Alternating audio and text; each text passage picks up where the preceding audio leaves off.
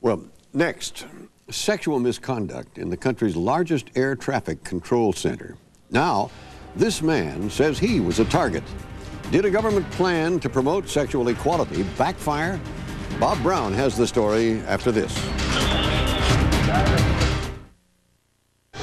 Sexual harassment by air traffic controllers.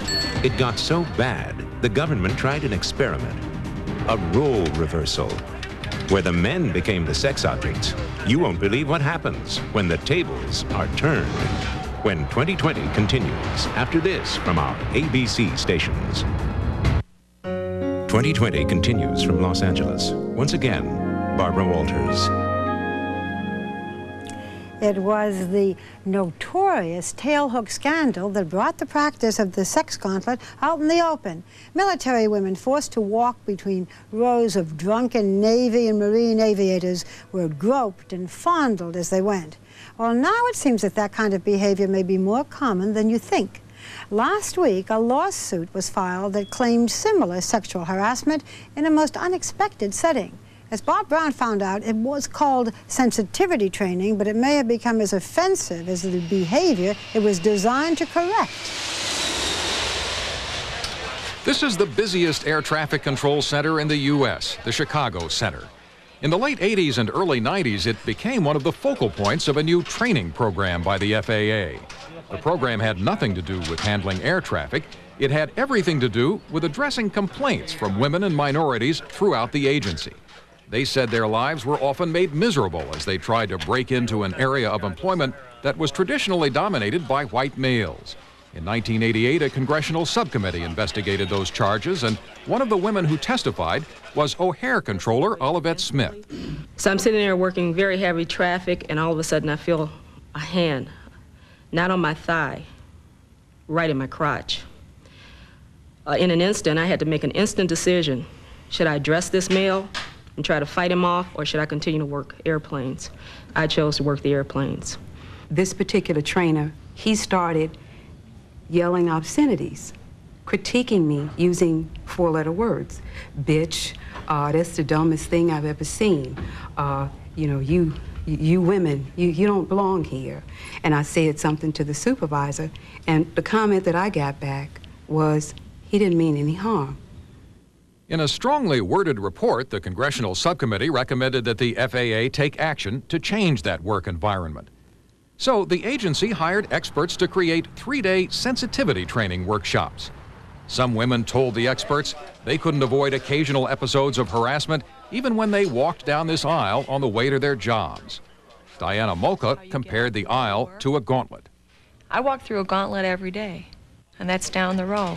Comments are made. Sometimes it's just looks, but it's a very intimidating situation. One day a woman had on a short skirt. She's very attractive, and these two guys that I work with saw her coming and purposely stretched their cords opposite directions across the two aisles so that when this woman approached, she would have to step over the two cords to pass through our area. And I thought, that's no big deal. They're just being funny. It was because men like Tom Reisel sometimes didn't think twice about things like that one element of the new FAA workshops involved positioning women along 2 rows of chairs and having the men walk between them one by one. The idea was to have the men experience what it was like to hear suggestive remarks or receive unwelcome touches. But in a $300,000 lawsuit filed last week, one man claims that exercise and role reversal went much too far. The plaintiff is air traffic controller Douglas Hartman.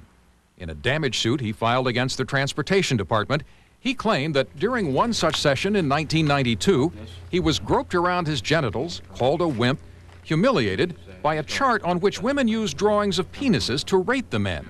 He says he had tried to opt out of going through the gauntlet. So I announced to them that I wouldn't take part, and I assumed my wishes would be honored, so I would enlist.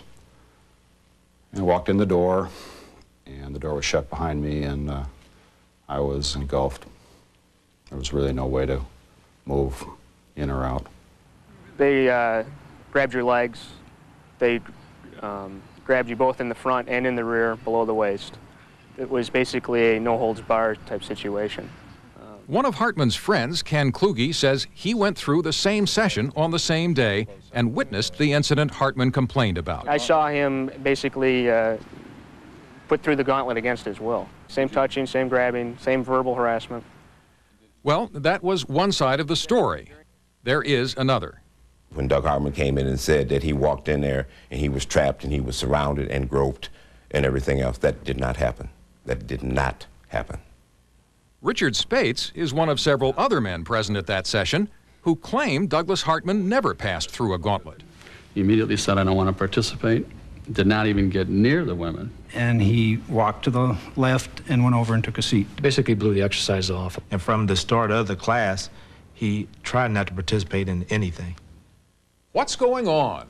Well, many people believe the complaints were part of a preconceived plan to stop not just the gauntlet, which was discontinued after Hartman filed a work complaint 2 years ago, but the FAA's support of the training workshops, which Hartman characterized as mainly psychological experiments. Many minority employees we spoke with disagreed. They say the overall training worked, that office conditions improved, and that many co-workers and supervisors became more understanding of their discomfort. For 3 days, they get just a smidgen of what it feels like, and yet we deal with it on a daily basis in the FAA and in the outside world, quiet as it's kept. You know, how can they possibly fix their lips to complain about dealing with a few minutes of discomfort or just hearing about my discomfort? But too many elements of the training bordered on the types of insensitivity it was supposed to prevent, even though the FAA's own employees were helping conduct the training. Was it really necessary to display charts using drawings of penises? There was nothing in this room that you couldn't find on the washroom wall in Chicago Center. Except this was a training session, this wasn't a toilet. What we're trying to simulate here is that that stuff is just as offensive. And what about characterizing the Bible as sexist? That too was reportedly brought into some sessions and was deeply disturbing to people who heard religions from Catholicism to Islam described as sexist. I think it was referred to in this particular session as just the Bible being sexist, or many different religions being sexist, and how that got played out in our society also. It's very easy to see how people would have been offended by that. Well, Mr. Brown, we're very much aware that people will come in with these varying degrees of sensitivity to what happens. But the FAA in Washington has heard enough and told 2020 this week it has stopped all training sessions conducted by the company responsible for the workshops. We will not conduct any additional training courses provided by the company whom these allegations revolve around. They spent millions of dollars on this program. If anything comes out of this, I would like to see a more efficient use made of the taxpayers' money. If you're going to do it, don't try to divide people, don't humiliate people, don't use abuse to fix abuse. Bob, how widespread was this in the FAA? Well, this was concentrated in the Chicago Center because they said they wanted to see what kind of impact it would have if a number of people in one place went through it. However, it's a general FAA policy throughout the agency. And they say that roughly 20,000 people went through sensitivity training of one kind or another, 3,000 last year. And they still stand behind the concept. They say it was under constant review, but it appears that in many instances it got out of hand and touched on people's most sensitive beliefs and sensitive areas and when they were trying to do the opposite. However it went astray, it was set up to correct a very real wrong. I think everybody agrees that there was a problem in the FAA, and on both sides. They say that they support sensitivity training, but they support it if it's done right. Interesting. Thank you, Bob. We'll be right back.